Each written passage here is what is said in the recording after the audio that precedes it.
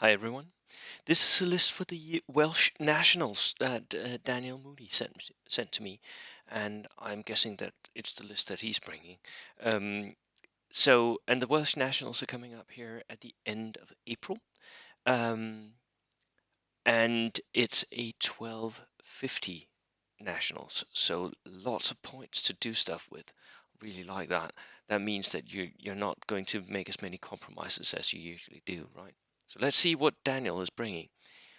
So here we have it. French reinforced platoon, 20 order dice, 1249. Ah, 1 point short. Right. Um, I think French is a good way to go if you want to go competitive. We haven't seen them win big tournaments yet, but they've got a lot of good stuff, and a lot of stuff they can do. So I'm really rooting for this French army. I think. Platoon number one, so I'm guessing this is a dual platoon. We've got an inexperienced first lieutenant. 60 points. Why is that 60 point for a lieutenant?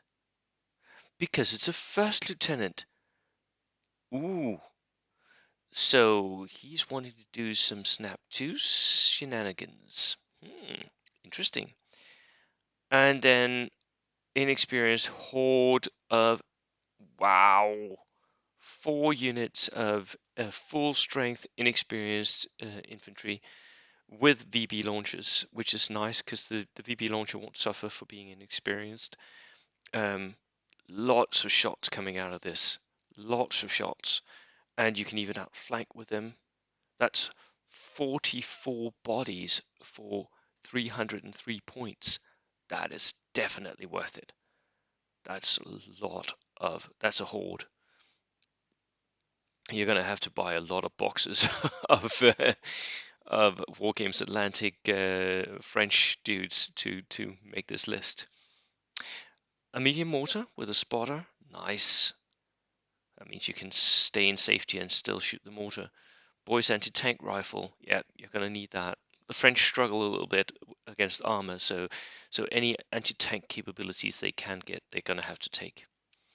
Double artillery, the free howitzer, of course, with a spotter, and a medium howitzer as well with a spotter. That's really good. That's a lot of shots. That's a lot of artillery coming out of this army. Horse-drawn limber for that easy order dice.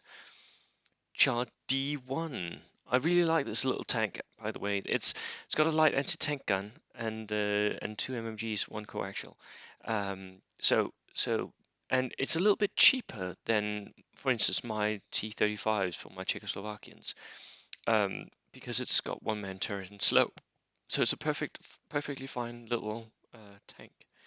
And that light anti-tank gun is going to be key because, as I said, the French are lacking anti-tank capabilities. Second platoon, inexperienced first lieutenant again. So again, this is going to be for the snap 2. Wow. Ooh, ooh, ooh, ooh, ooh. You know what he also could do? Because he's bringing a unit of engineers here, veteran engineers with a flamethrower. So that means that he's bringing some sort of transport. He could stick the lieutenant with the engineers in the transport and outflank them. Also very clever. Right, and a cavalry section, cavalry, veteran cavalry. Now, these are not, of course, Polish lancers, but they are tough fighter veterans, and they do have the reach, so they are really good infantry choice for flanking, especially if he is also running, and he's running the early war motorcycles.